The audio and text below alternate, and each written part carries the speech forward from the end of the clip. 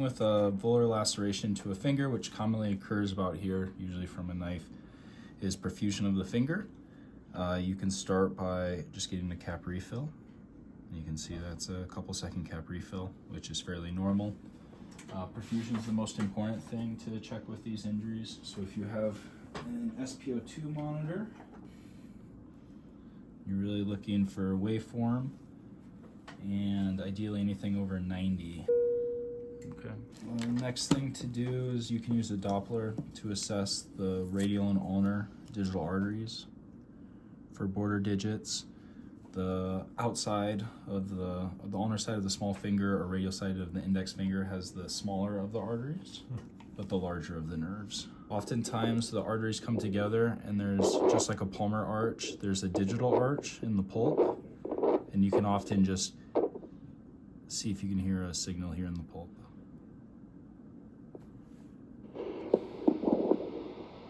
You only need one artery for perfusion, so if you get a signal there, the finger is perfused, but you want to test distal to the laceration. So the next thing you want to check is, after you check for perfusion, tendons. You can isolate the FTP tendon, which bends the DIP joint, by asking the patient to flex the tip of the small finger while holding the PIP extended. And then you can test the FDS function by holding the other adjacent fingers extended and asking them to bend at the PIP joint.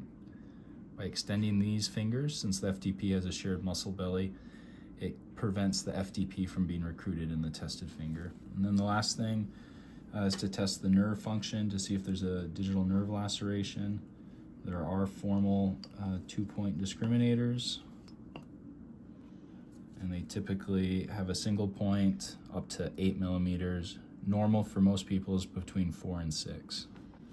So I usually test on the uninvolved side first, or on an uninvolved digit, just so that they have an understanding of what the test encompasses. So you to say, this is 1 point. Does that feel like 1? Mm-hmm. This is 2 points. Okay. I usually start with the largest of the distances because it provides the best explanation of what they're trying to accomplish. If you say, is this 2, but they still only feel 1, they'll get confused. So then you ask, can you close your eyes? Tell me if you feel 1 or 2 points. And again, I start at the widest distance, which is 8. 2. 1. And then once they can detect the 8, then you can start going narrower to see if they can test smaller distances. 2. 2. 2. 1. And that's pretty normal. 4 is about the lower limit of what can be tested. If they start saying that they can feel 2 for 3 or 2 millimeters, they're probably opening their eyes, cheating, or guessing. Okay. And so then you go to the affected digit and then repeat the same. When you test this, it's important that you provide some support, because if you provide no support, the pressure of the finger being pushed by the instrument will let them know that you're testing it. If they're truly dense and can't feel anything, if you immobilize the finger and the finger doesn't move, they may not be able to tell that you're even testing them.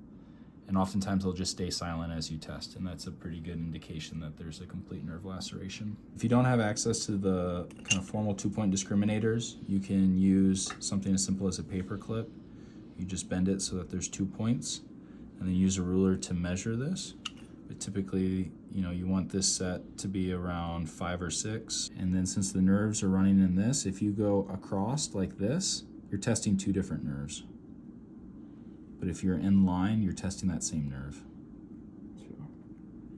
So if someone could have one out, and if you go like this, they may still be able to feel it if they're intact on one, because there's a little bit of crossover with the nerve. So you really want to isolate it to the side. If you're in the middle, there's crossover from both, so you do kind of test on the sides of the digit.